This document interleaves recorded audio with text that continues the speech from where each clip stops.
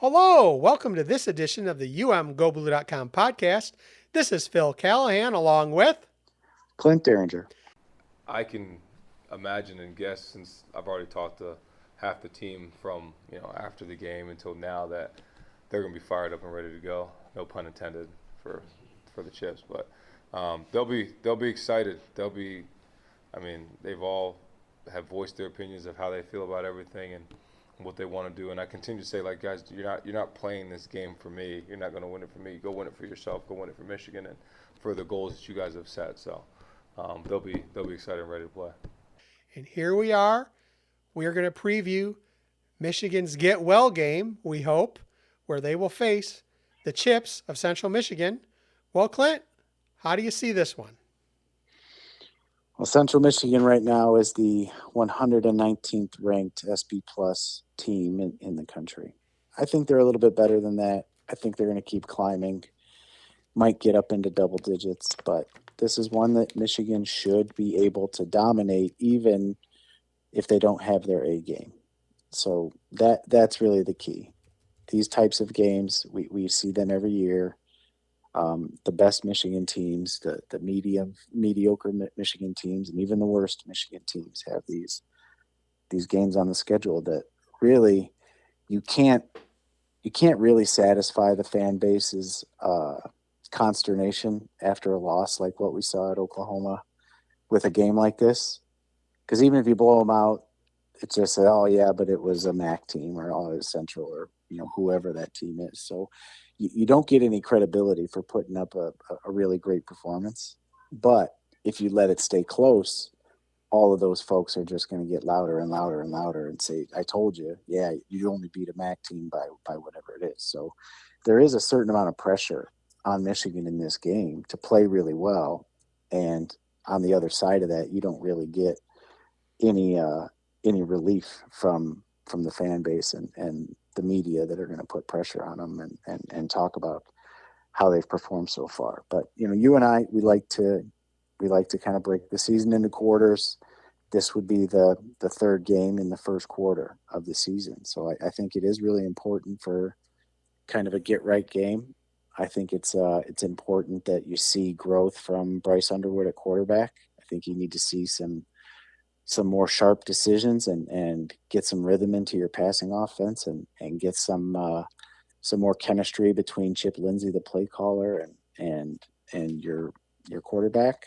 And we got to see the defense really make some big plays in big spots. And I think there's good news, at least so far, on the horizon. Hearing that Rod Moore will play his first game this week is just huge. I think leadership and playmaking ability instantly gets boosted when you hear that guy's coming back into the huddle. So I'm excited to see what happens this Saturday.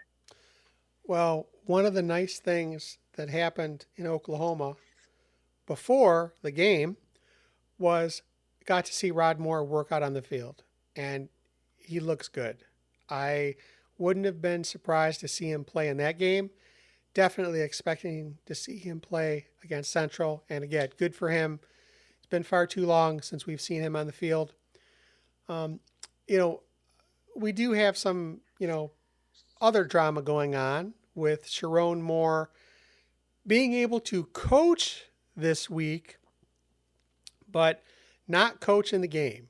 And he made the announcement that it's going to be Biff Poggi. Yeah, we'll operate as a collective unit. Chip will handle the offense, Wink will handle the defense, JB will handle the special teams, but the overall operation, Coach Biff Poggi will stand in as the interim, and it'll be, it'll flow like normal. And obviously, I won't be on the sideline and be there, but how we handle game days with, Chip handling the offense and Wink handling the defense and JB handling the special teams will feel the same, and our players they'll be ready to go. And I like this. I like the idea of not pulling one of the coordinators out of what they normally do and having them have to do the head coaching stuff. Basically, you can kind of plug Biff in and he can channel his inner Sherrone and let everybody do the normal job that they need to do. I think it's real important to get this game under their belt doing that before they head on the road, because there's going to be some extra challenges there.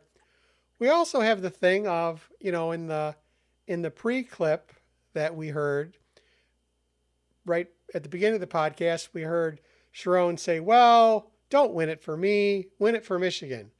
Well, I got to tell you, uh, Zach Marshall had a different view. We've been told it matters. I mean, this game matters because it's not just for us at this point. It's for him. I mean, it's a place that he coached at. It matters that much more because he's not there. Because we know that it's not going to feel right. So for us, we have, I don't want to say a fully angry mentality, but yeah, we're not happy with it. We intend to have a very moderately pissed off approach to this game, and that's what they're going to get. And hopefully it translates to the scoreboard. You said we've been told. Who told you this? Oh, we have conversations in our meetings and offensive staff and tight end rooms. So it's something that we all feel, right? Like we all feel that kind of like, yeah, this isn't going to be right when we run out of that tunnel. Because right now it feels normal. We're in preparation stage, right? Getting ready for the game. It's going to all feel normal. The second that we get out on that field and you don't see him do his pump up and you don't see him do that, you're like, all right, that's not right. The big house doesn't deserve to not have him there. So we're pretty angry about it. You're going to hear Sherrone say what should be said. And then you have Zach Marshall come in and say, I think how the players are really feeling. And I think how a lot of Michigan fans are feeling heading into this game. That, we've had these distractions off the field and, the off-season drama of opposing fan bases waiting for the guillotine to come down and the hammer to fall on Michigan. And, to have Sherrone have to sit out 2 games is disappointing and frustrating, but it'll add some extra juice to this game. And if it helps the players focus, all the better. Yeah, I just want to reiterate, in 2023, when all of this type of stuff was going on, it was amazing what that team was able to do with the constant drama and the late season suspension of Harbaugh.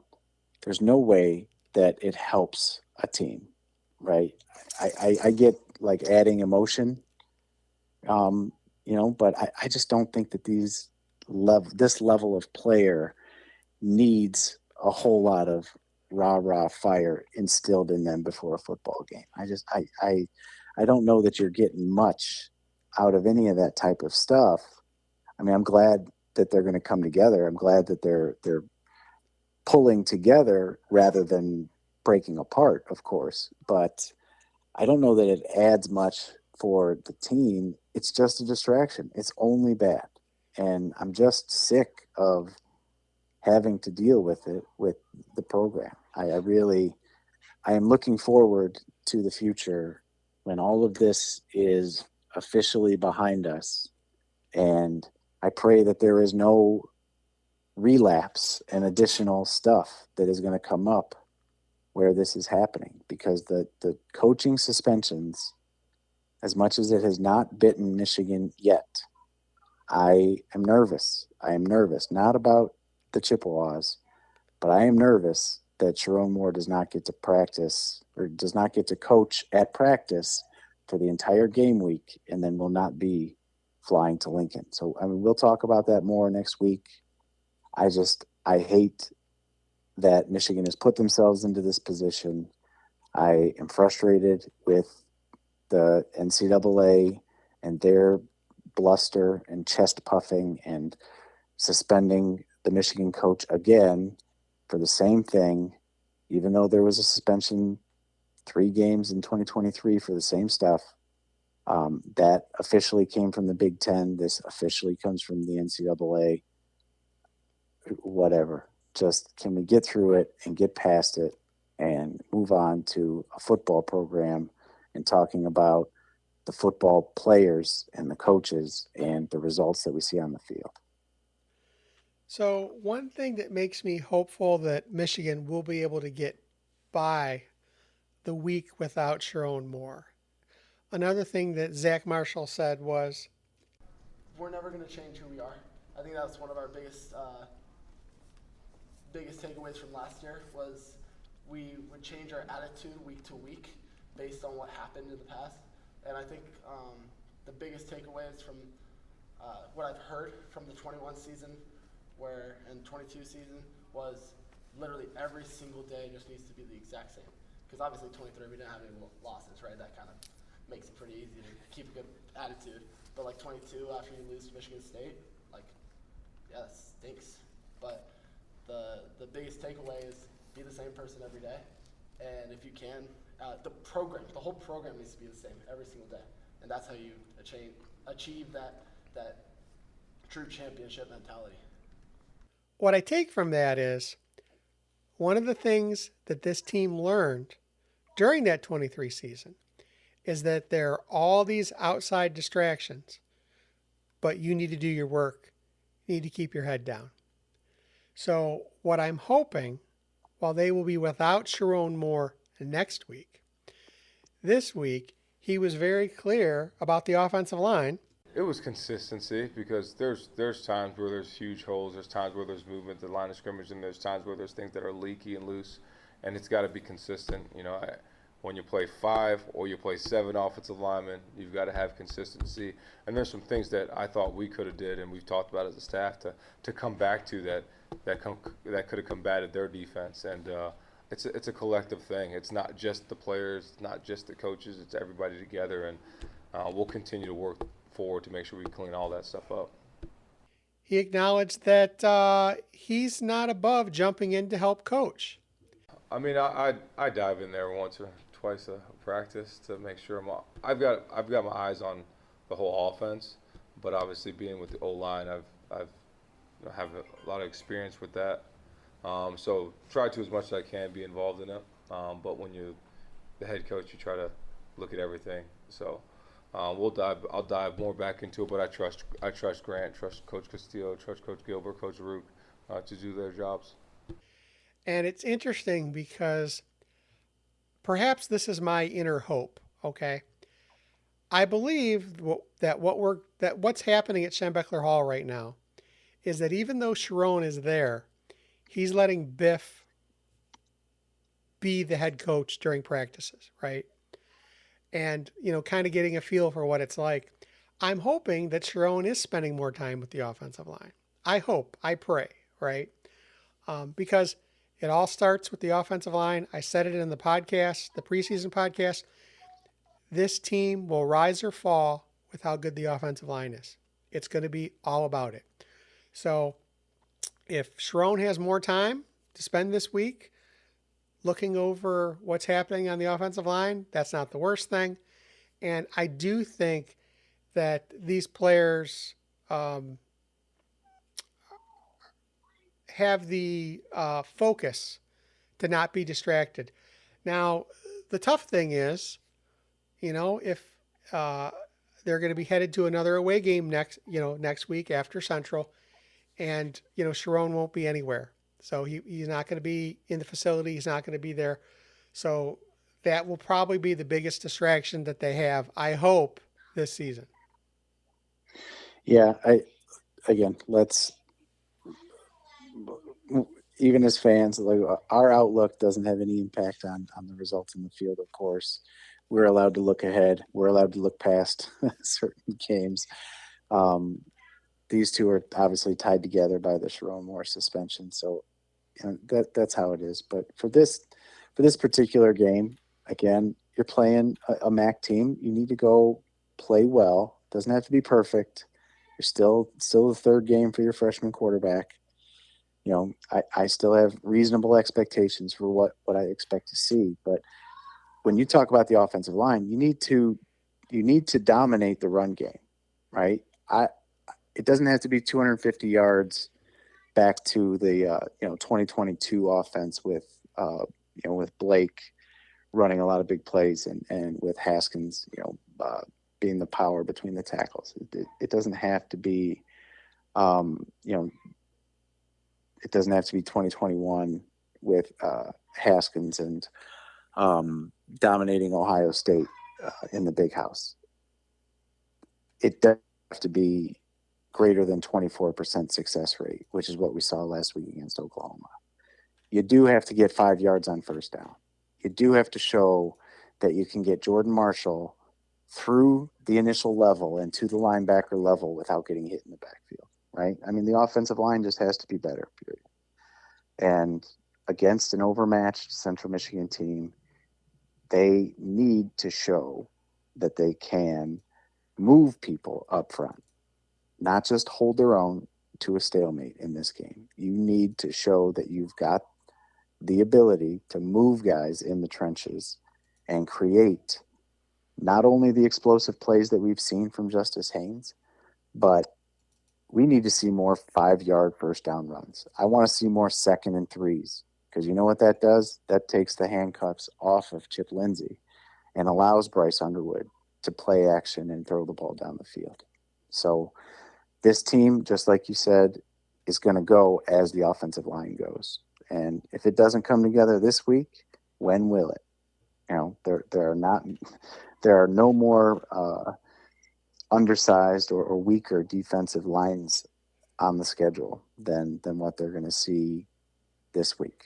They need to make sure that they can go get 5 yards on first down. They need to show that 4th and 2 doesn't scare them into punting. You know, all of these things on the offense have to happen this week to be good indicators for growth from the offensive line. And definitely. And no offense to Central, but I think the key point here is we need to see Michigan dominate on both the offensive line and the defensive line. Mm-hmm. It's one thing to just miss big plays against Oklahoma. You really need to see the Michigan defense just make a statement. I said before the season that I thought this defense was good enough that I'd be disappointed if they gave up double digits. Well, they've given up double digits twice. And part of that is the offense struggling. Part of it is that in the first game, they made a real commitment to rotate many players in, right, to get them experience. Well, that's okay. But as you said, now's the time to let the talent overwhelm your opponent, right? Definitely show. And again, I do want to see, Michigan really dominate, okay? And I'm not saying I need to see 60 or 70 points, but I need to see them dominate the time of the possession.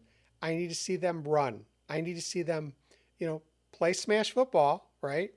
And again, you get 4 or 5 yards on first down, it opens up the playbook for Chip Lindsey, and we want to see that. I mean, I really feel like,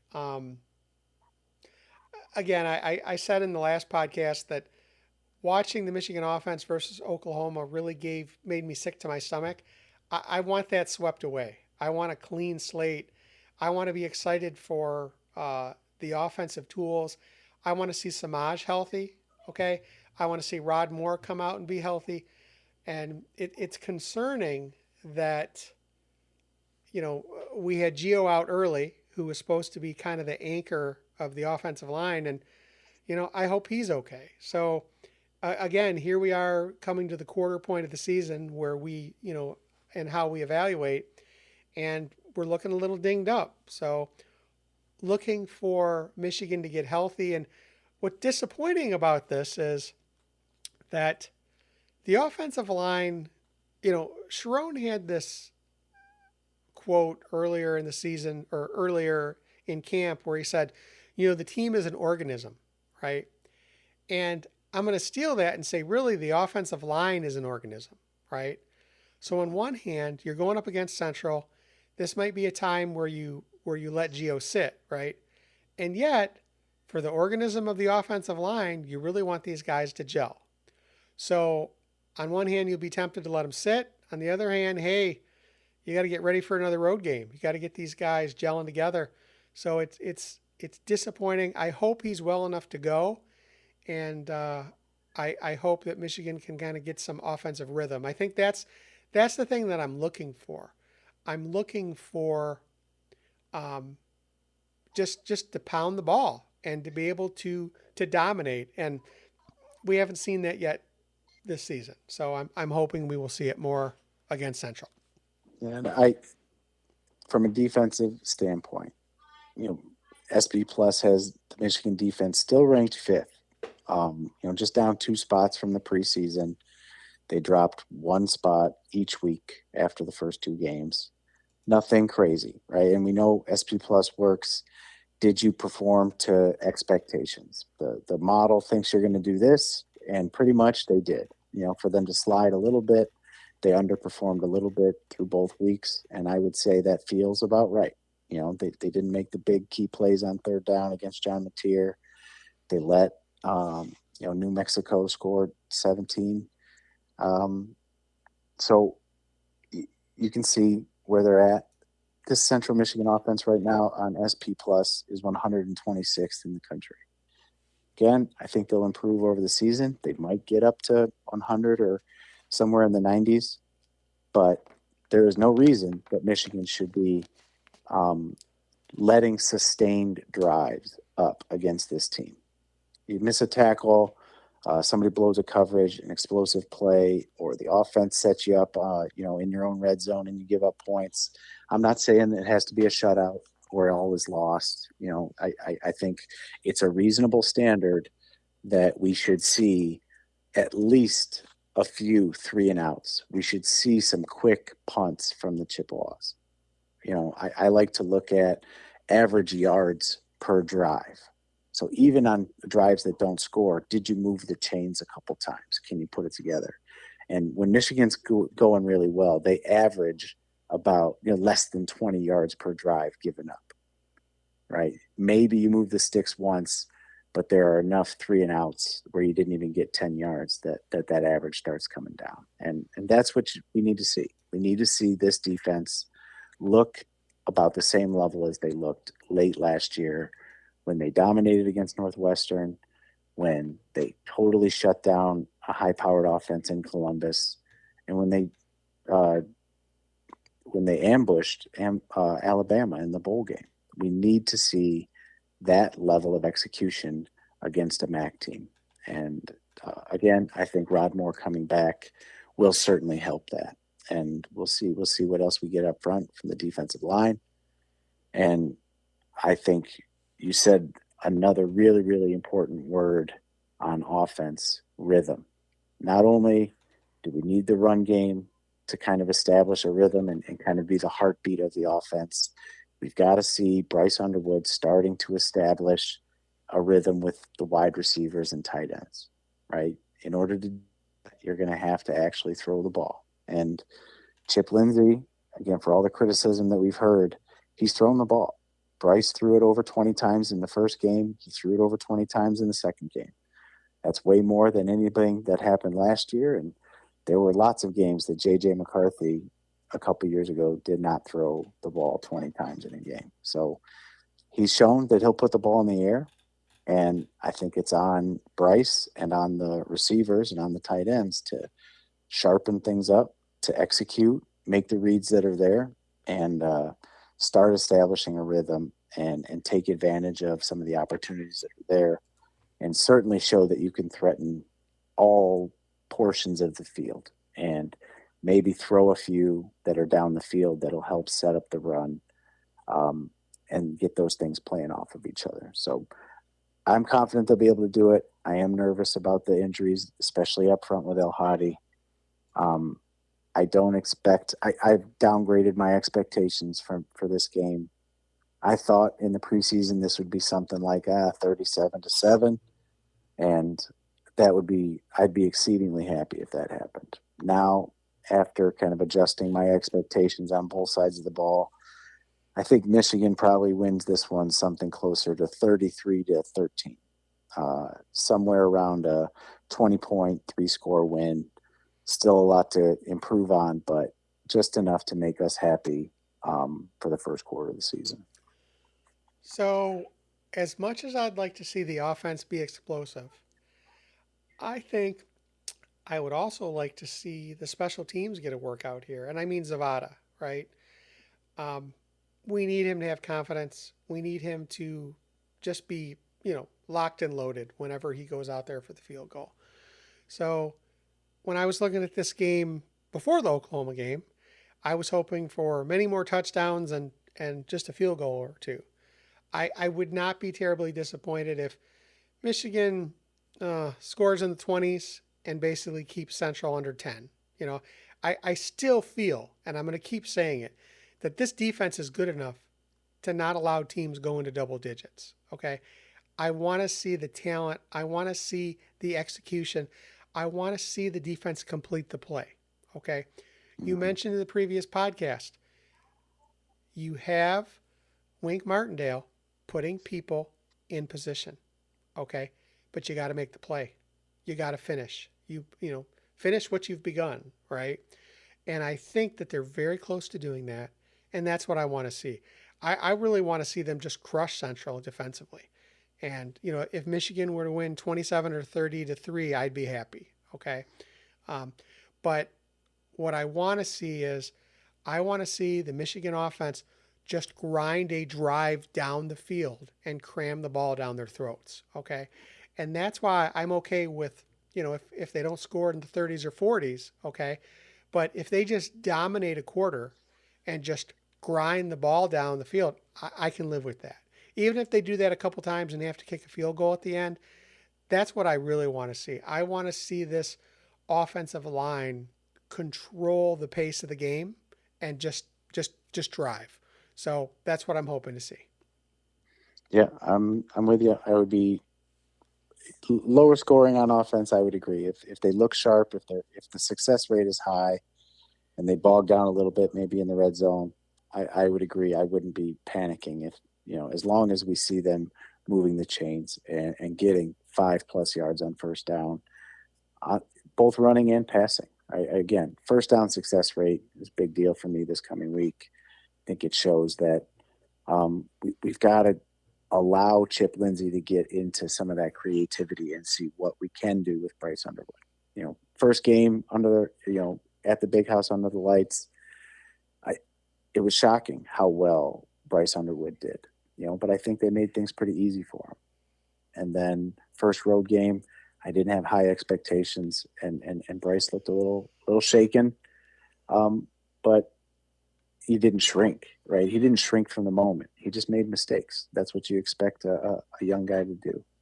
And now I'm hoping that we'll see another step forward. I think we'll see a little bit more confidence and smoothness in his execution.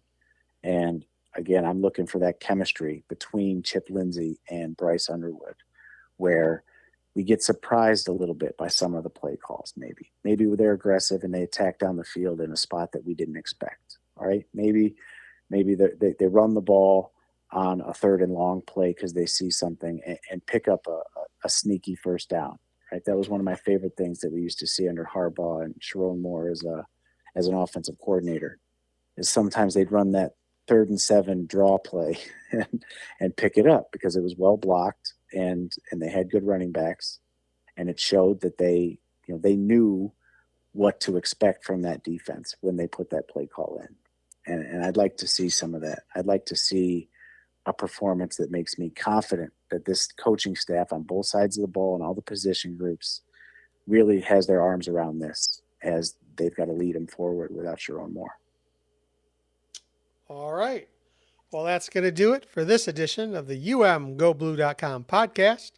This is Phil Callahan along with Clint Derringer. Go Blue. Go Blue. Versatility is one of the biggest things. I mean, we're at this university, A, because we can play darn good football, but B, because we're smart. We're able to play multiple roles, able to be the person that Michigan needs you to be. That's what we're told all the time. It's not about anything other than the team. Be who Michigan needs you to be. So if Michigan needs me to be Max Bredeson's backup, Michigan needs me to be that. If it needs me to be Bryce Underwood's backup, I'll play quarterback. I don't care. So on any given Saturday, you could line up. I mean, shoot, I'll go play defense if they ask me to do it, right? So be who Michigan needs you to be. Thank you for listening to the umgoblue.com podcast. All rights reserved.